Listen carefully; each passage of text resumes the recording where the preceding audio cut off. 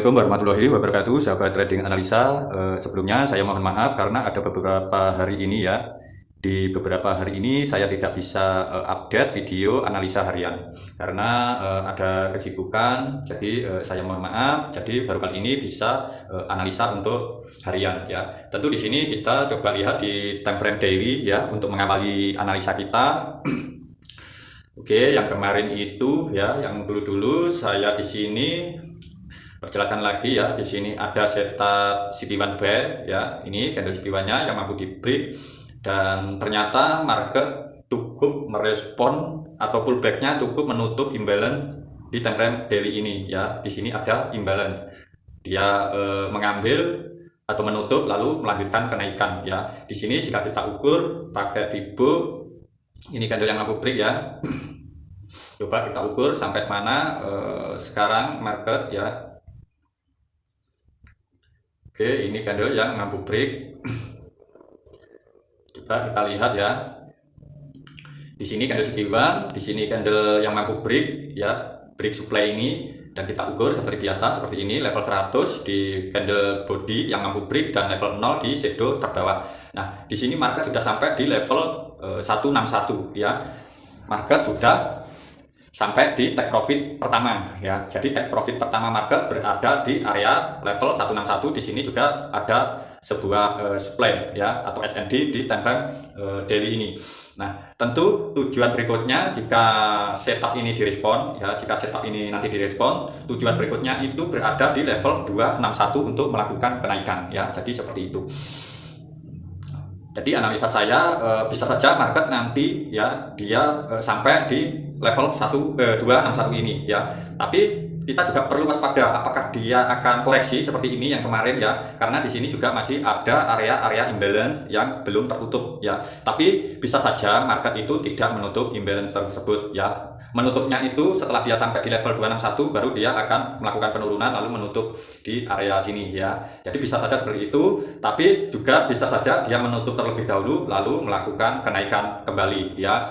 Jadi bisa saja market di sini saya analisa ada dua versi ya. Bisa saja market di sini dia mengambil demand di bawah ini lalu melakukan kenaikan untuk menuju di level 261. Tapi bisa saja market langsung ya di sini cuma membuat shadow sedikit menutup imbalance yang di sini ya, yang terdekat ini, lalu dia melakukan kenaikan. Kemudian imbalance yang ini ditutup di bulan berikutnya ya, bisa saja seperti itu ya.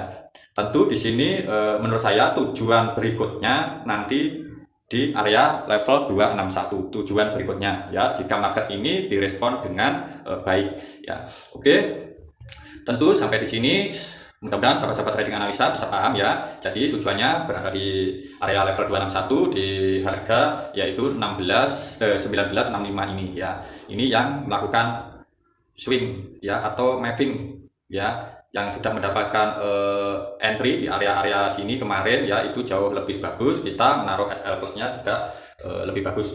Nah, di sini kita analisa untuk harian ya, untuk nanti malam ya. Oke, sebelumnya kemarin itu saya menunggu retest ya, menunggu retest, tapi market itu setelah melakukan kenaikan di sini ya, market itu berada di area sini tapi dia tidak ada di sini ya. Di sini market tidak ada retest ya, tidak ada retest tapi langsung melakukan kenaikan ya. Jadi di sini jika kita menunggu retest area pertama ya, area pertama di sini ya, saya jelaskan dulu yang kemarin. Di sini sebenarnya dia retest cuma mengambil area base demand di time frame H4 ini ya, dia mengambil di situ. Lalu jika kita lihat itu juga bertepatan ya, kemungkinan di situ bertepatan dengan SNR US ya. Oke, yang kita bahas yang biasanya ya, di sini jika kita lihat coba ya saya hitung dulu di sini ya, 6, 7, 8, 9, 10, 11, 12, 1, 2, 3, 4, 5, 6, 7. Nah, di area sinilah area SNR US-nya ya, di candle demand ini ya. Dan di sini market merespon ya, di candle demand ini market merespon ya. Jadi di SNR US ini termasuk sudah direspon oleh market ya. Jadi seperti itu. Ini adalah area SNR US. Sebenarnya ini juga bisa diperkecil di time frame M30 ya. Biasanya kita analisa market itu seperti itu ya. Kita lihat demand di time frame M30, tapi di sini demandnya justru malah lebih besar ya, lebih kecil di time frame H1 tadi ya. Jadi lebih bagus kita mengambil di time frame H1 tadi karena demandnya sangat kecil ya. Jadi seperti itu analisa yang kemarin. Biasanya kita menganalisa, kita mengambil base atau SND di time frame H4 ya. Untuk sekarang kita ambil atau kita marking dulu area SND di time frame H4. Kita marking seperti ini ya, bisa di bodinya ya, bisa di bodinya. Oke, di sini ada 2 SND ya. Ada base SND 2. Di sini yang terdekat ya. Tentu kita bisa marking seperti ini ya. Oke, setelah kita marking di sini ya, jika kita menunggu retestnya untuk open posisi buy, tentu kita bisa mengecilkan di time frame H1 ya. Kita cari SNRUS-nya ya. Jika dilihat di sini ya, yang kita marking tadi adalah area ini ya, yang kita marking itu SNRUS-nya. Jika kita lihat ya, kita hitung dari ini ya, harian ini, garis hitam naik ini ya. Ini pembukaan market 6, 7, 8, 9, 10, 11, 12, 1, 2, 3, 4, 5, 6, 7. Nah, ini adalah area-area SNRUS ya. Jadi kita bisa memperkecil area tersebut. Misal seperti ini. Ya, kita ambil demandnya ya. Di sini sangat kecil di time frame H1 ya. Jadi ini sangat ekstrim atau risikonya jauh lebih kecil. Tapi apakah market nanti bisa sampai di situ ya? Tentu bisa saja ya, karena kita juga hanya mengikuti big player ya, atau bank-bank besar ya, seperti itu.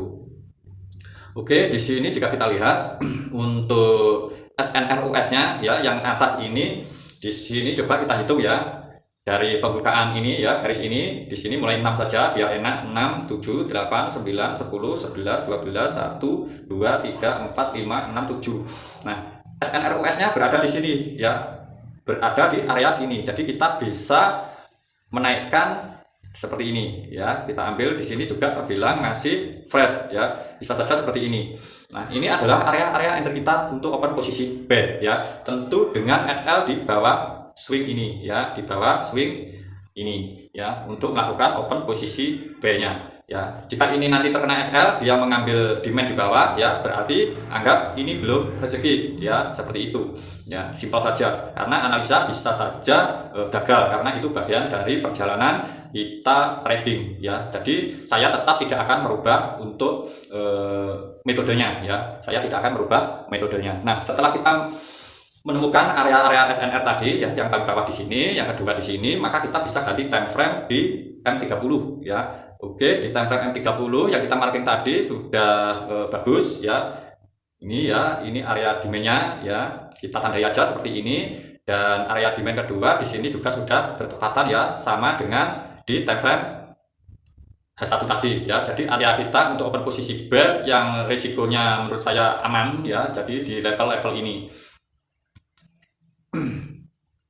Di level-level ini 19, 17 ya, tentu sama ini ya. Ini wajib kita pasang SL-nya ya, karena di sini juga ada imbalance yang perlu diambil ya. Jika nanti dia terjun, tentu kita bisa entry di area-area order block-nya atau area demand-nya di sini ya. Jadi seperti itu analisa saya ya. Tapi di sini jika kita lihat market itu kemarin membuat ya, ini termasuk setup CB1 buy ya, setup CB1 buy di sini ya. Nah, di sini market sudah sampai di area 161 ya, di take profit pertama. Dan jika kita lihat di level 261 ini sejajar dengan time frame daily ya.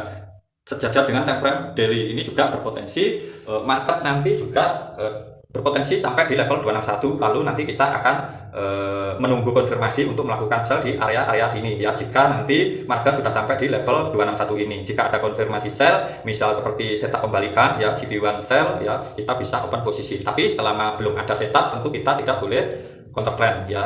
Dan sekarang market masih trennya itu masih bullish. Jadi menurut saya lebih amannya kita mencari entry B-nya ya. Menurut saya kita lebih aman mencari entry B-nya ya. Di sini juga ada candle CP1 buy ya. Ini biasanya juga market itu cuma merespon di candle ini ya, di level 50 ini. Lalu dia akan melakukan kenaikan ya, bisa saja. Jadi ada 3 entry ya di sini. Tentu di sini kita bisa pasang SL di bawahnya ini ya. Tetap wajib untuk memasang SL-nya ya. Jadi ada 3 area untuk open posisi buy ya.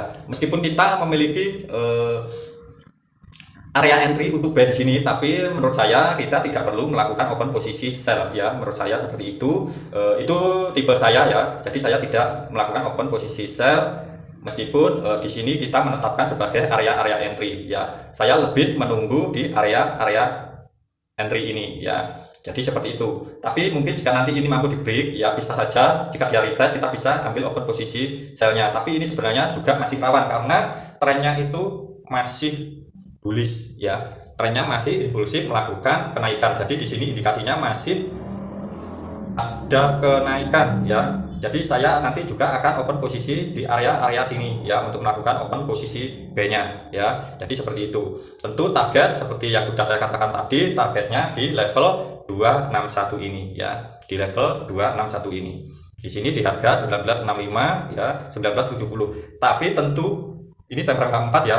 Tentu di sini nanti masih banyak sekali drama ya. Bisa saja dia koreksi dulu ya, atau bisa saja langsung naik ya seperti itu. Tapi untuk nanti malam Jumat ya, itu juga rawan adanya news ya. Nanti kita coba lihat ya untuk newsnya. Nah, untuk sementara ya teknikalnya seperti itu analisa saya. Jadi kita hanya menunggu di area yang sudah kita tentukan ya untuk open posisi B ya. Ini adalah area SNR US yang sering kita gunakan ya. Saya tidak akan merubah strategi atau metode ini ya seperti biasa. Jika terkena loss terlebih dahulu ya ikhlaskan, karena itu sebagai perjalanan kita bertrading ya. Jadi seperti itu, tidak mungkin sebuah metode 100% itu benar terus ya, tidak mungkin. Jadi pasti ada lossnya ya. Jadi kita tidak perlu merubah metode yang sudah kita pahami dan kita kuasai ya. Menurut saya seperti itu. Untuk memberikan saran kepada sahabat-sahabat trading analisa, tentu untuk metode teknikal itu tidak perlu kita merubahnya ya. Dan satu lagi perlu diingat ya, jaga money management. Tentu kita wajib mengatur open posisi kita atau mengatur lot jika kita open posisi ya, sesuaikan dengan modal. Apalagi di sini kita bertrading di fair bull ya. Ini volatilitasannya sangat tinggi ya, maksudnya itu harganya sangat tinggi, naik sedikit saja di sini sampai sini ini sudah beberapa pips ya, sudah beberapa dolar. Itu wajib kita menjaga money management, menjaga modal, sesuaikan lot dengan modal. Bahkan di profit pun kita wajib menyesuaikannya ya. Makanya saya sering anjurkan untuk entry ya, setidaknya kita mengambil 2 open posisi juga tidak apa-apa ya. 2 posisi, yang satu kita take profit wajib ya. Misal kemarin seperti ini ya, kita entry di area sini, take profit wajib di level 161, dan yang satu tentu kita bisa hold sampai di level 261 ya.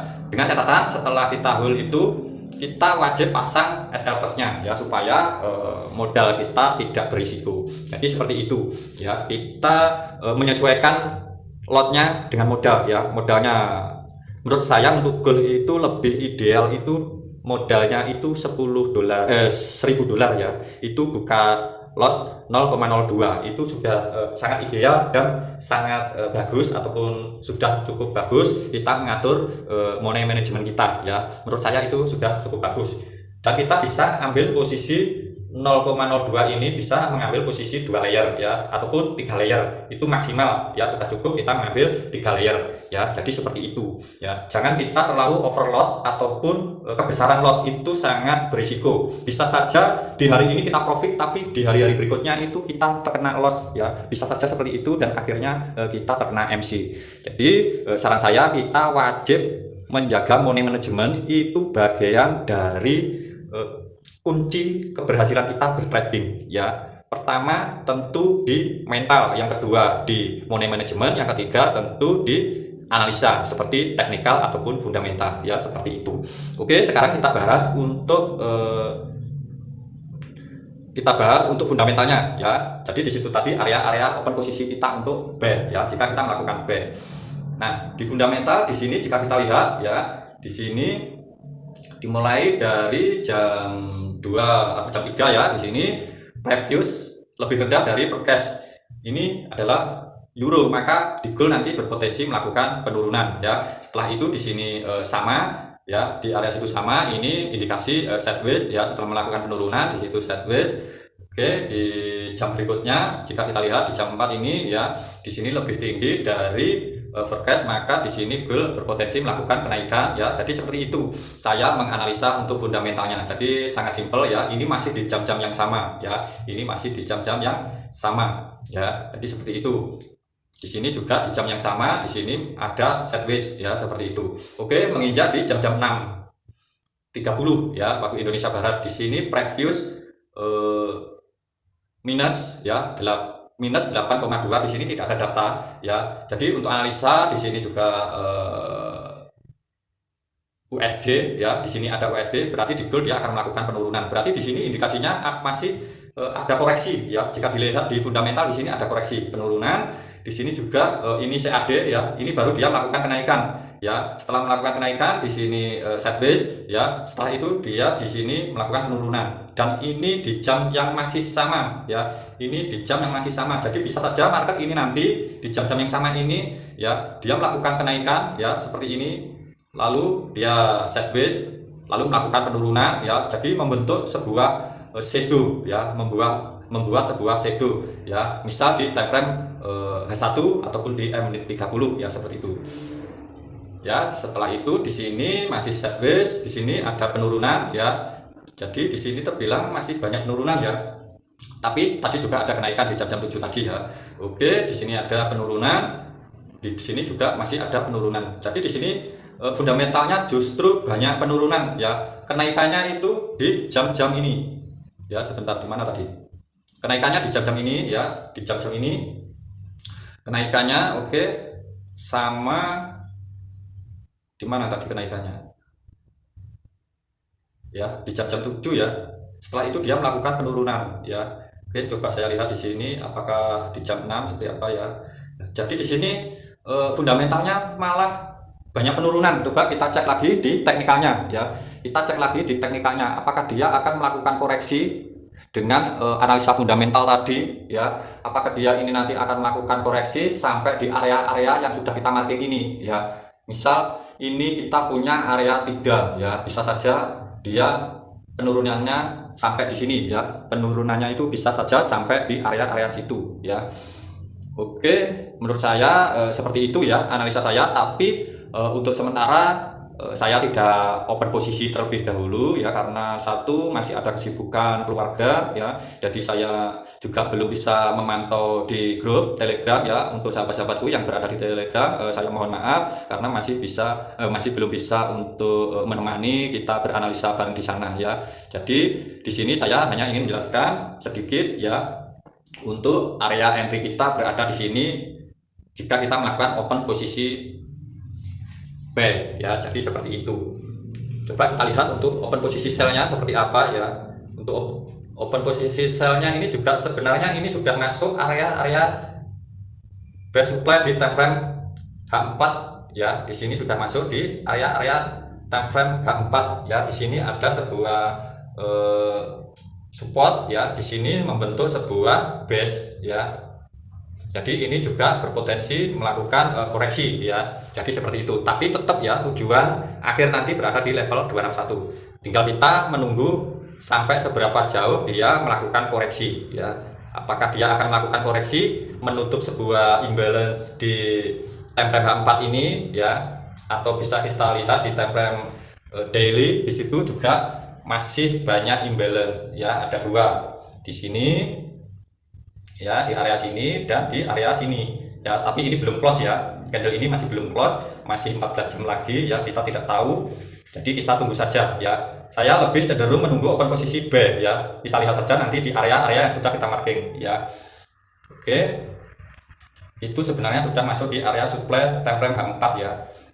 Tapi untuk struktur marketnya juga di sini time frame H4 masih trennya masih bullish ya. Di sini trennya masih bullish, belum membuat minor chop. Jadi trennya masih bullish ya, seperti itu. Oke, demikian penjelasannya untuk hari ini. Mudah-mudahan bisa membantu dan bermanfaat buat sahabat-sahabat trading analisa.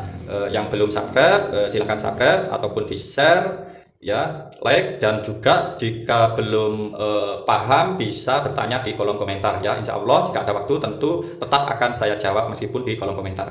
Oke, demikian dari trading analisa, selalu mendoakan supaya sahabat-sahabat trading analisa sehat selalu, banyak rezekinya. Wassalamualaikum warahmatullahi wabarakatuh. Salam profit konsisten.